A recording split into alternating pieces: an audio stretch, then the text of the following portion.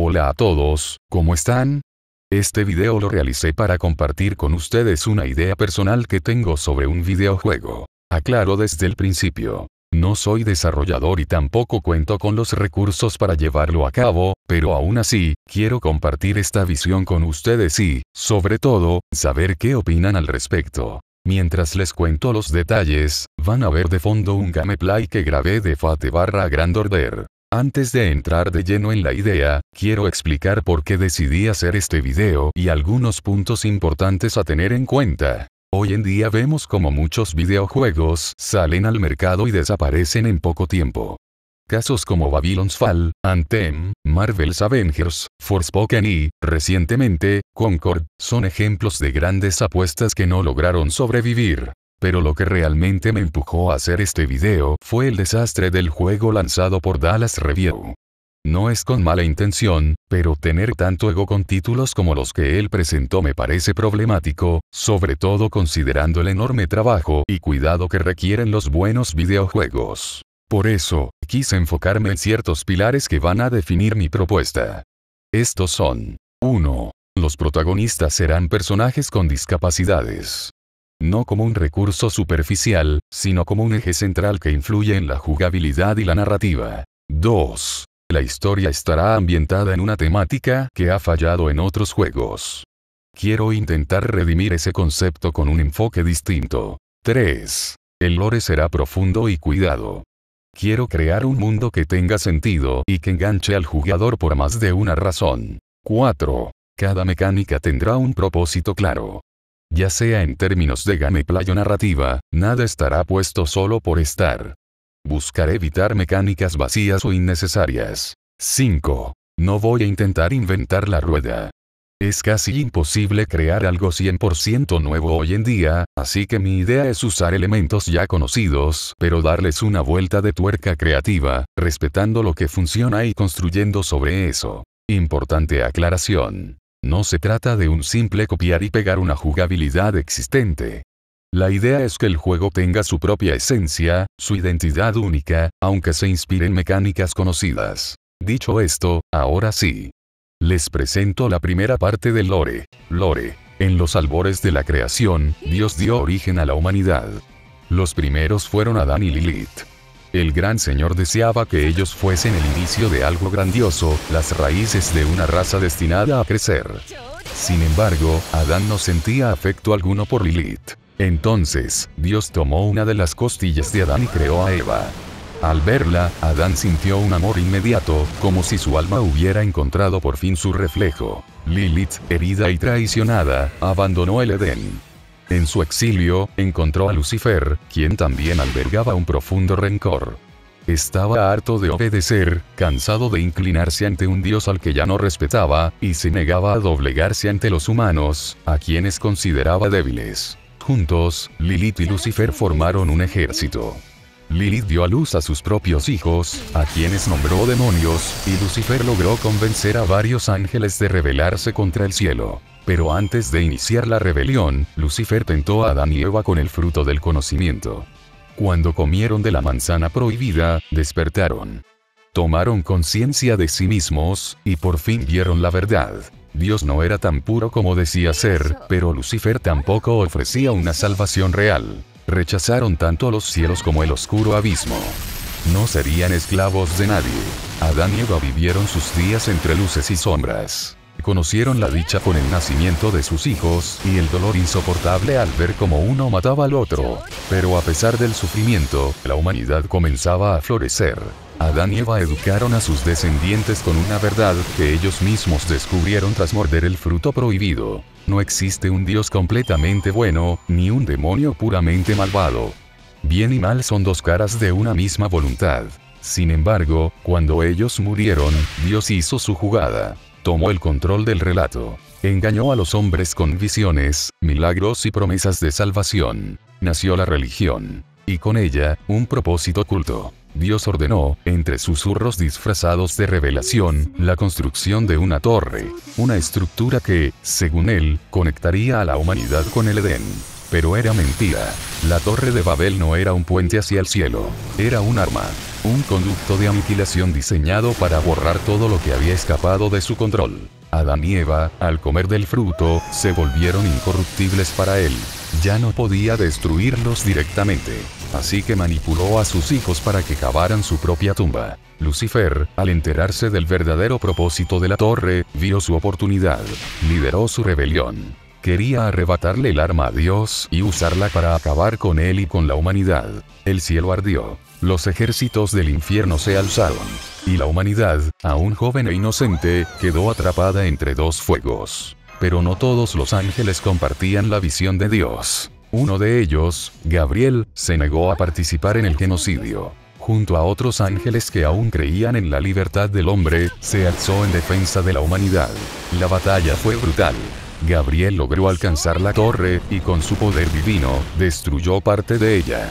Luego, empleando todo lo que le quedaba, la selló bajo la tierra, enterrándola en las profundidades del mundo. Sabía que no era una victoria. Era apenas una tregua. Mientras el polvo caía y el silencio volvía a reinar, Gabriel solo deseaba una cosa: que la humanidad pudiera fortalecerse. Que, llegado el día, estuviera lista para enfrentar la aniquilación que aún duerme bajo sus pies. Dios derrotó a Lucifer, lo expulsó del cielo y lo encadenó al infierno, junto a los ángeles caídos y los demonios que lo siguieron. Allí, condenados a las profundidades, y jamás podrían escapar por su cuenta. Con la guerra concluida, Dios volvió su atención a la humanidad, pero no para guiarla, sino para seguir manipulándola. Con Lucifer fuera del tablero, encontró en él archivo expiatorio perfecto. Todo mal, toda tragedia, toda sombra serían atribuidas a aquel que ya no podía defenderse. Así, la humanidad fue adoctrinada en una mentira divina.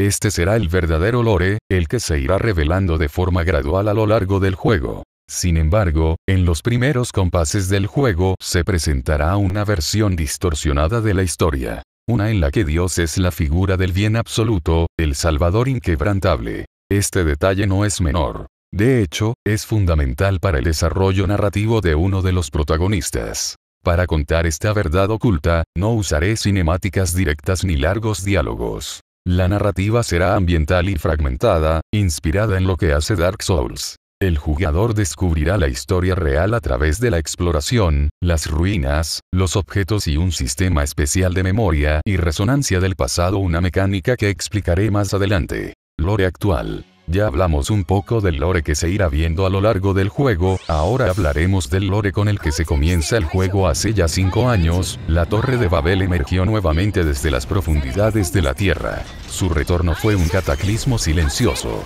No trajo fuego ni terremotos, solo rumores. Rumores de tesoros inimaginables, secretos olvidados, artefactos divinos y el mayor de todos: la promesa de convertirse en el rey del mundo. Decían que quien alcanzara la cima estaría más cerca de Dios que cualquier otro ser humano. Solo el más fuerte, el más audaz, el más determinado podría reclamar ese trono invisible. Y así, como moscas atraídas por la luz, aventureros, mercenarios y fanáticos de todo el mundo comenzaron a entrar en la torre sin saber que era una trampa diseñada desde el origen mismo de la humanidad.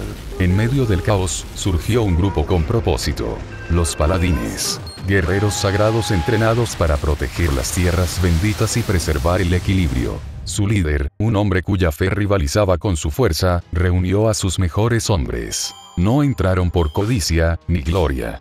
Entraron para detener el desastre. Desde la aparición de la torre, demonios antiguos y criaturas selladas comenzaron a profanar el mundo exterior, corrompiendo templos y esparciendo oscuridad.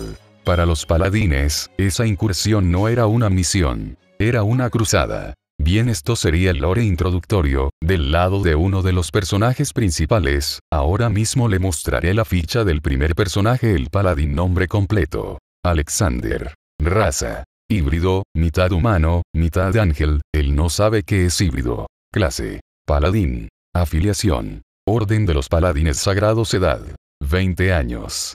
Lore personal. Desde muy pequeño, Alexander fue educado en la fe y la disciplina por su padre, un devoto caballero de la orden. Su madre murió al darlo a luz, y ese sacrificio marcó su existencia desde el principio. Creció rodeado de textos sagrados, rezos, armas y promesas de redención. A los 19 años fue seleccionado como uno de los elegidos para ingresar en la Torre de Babel, siendo el más joven del grupo, pero también el que más fe y potencial mostraba. Junto a su escuadra logró ascender hasta el 5º piso de la torre, donde se toparon con una demonio de inmenso poder. Uno a uno, sus compañeros fueron masacrados, y solo Alexander logró resistir lo suficiente para enfrentarse a la criatura. Recibió 2 golpes devastadores. El primero destrozó su escudo, el segundo le quebró ambos brazos al intentar protegerse. Justo cuando la muerte era inminente, un escuadrón de ángeles descendió en medio de una batalla celestial, comenzando una lucha con el demonio, un combate muy destructivo. Alexander intentó aguantar, pero, un impacto del combate dio en él haciendo que éste cayera a las entrañas de la torre gravemente herido y con ambos brazos destrozados. Alexander sobrevivió milagrosamente a la caída. Por razones que ni él comprendía, sus heridas no sanaban, como si alguna maldición sellara el uso de sus brazos. Aún así, impulsado por su fe inquebrantable y el peso de su promesa, se levantó entre las ruinas y comenzó a avanzar por las profundidades de la torre. No importaba el dolor ni la oscuridad que lo rodeaba.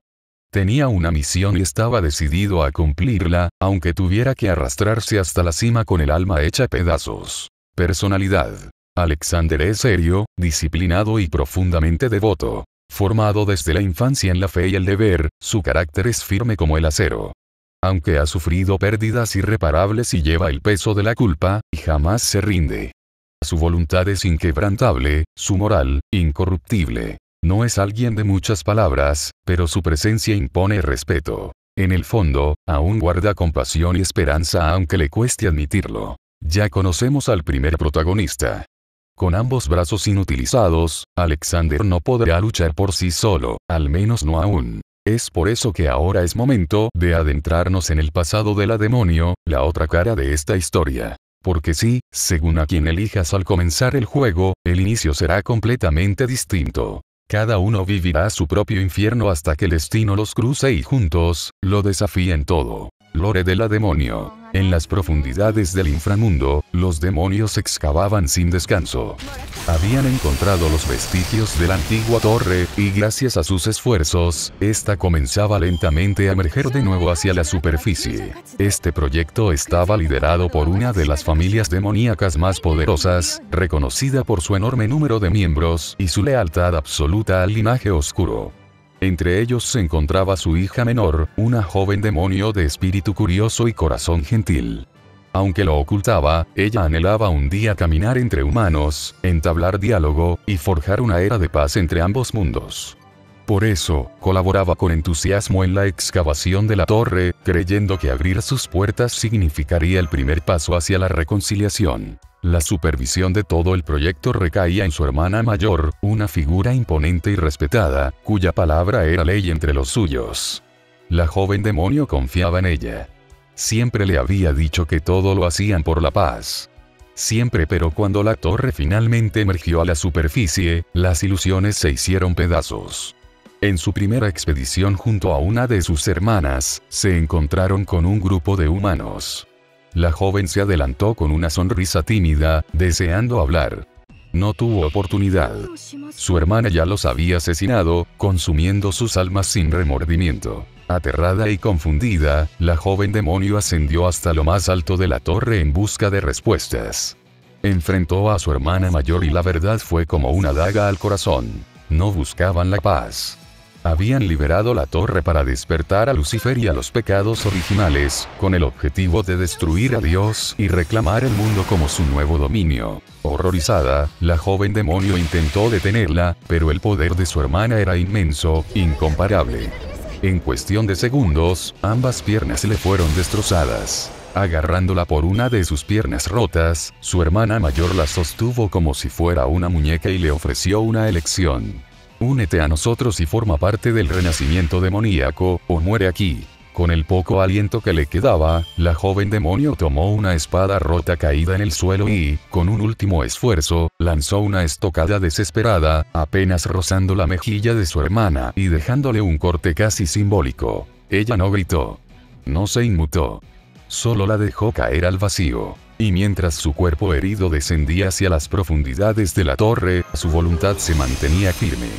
No permitiría que el mundo cayera. Bien, ese es el lore de la chica demonio. Ahora vayamos con su ficha nombre. Lisandra. Raza. Híbrida, demonio / humana desconocido para ella misma. Edad aparente. 17 años demoníacos, equivalente a unos 20 humanos. Motivación. Evitar la destrucción del mundo, encontrar su verdadera identidad. Lore resumido. Lisandra fue criada en una de las casas nobles demoníacas más poderosas del infierno. Desde pequeña vivió bajo el yugo de su hermana mayor, quien tomó el liderazgo tras la misteriosa muerte de su padre. Nunca conoció a su madre.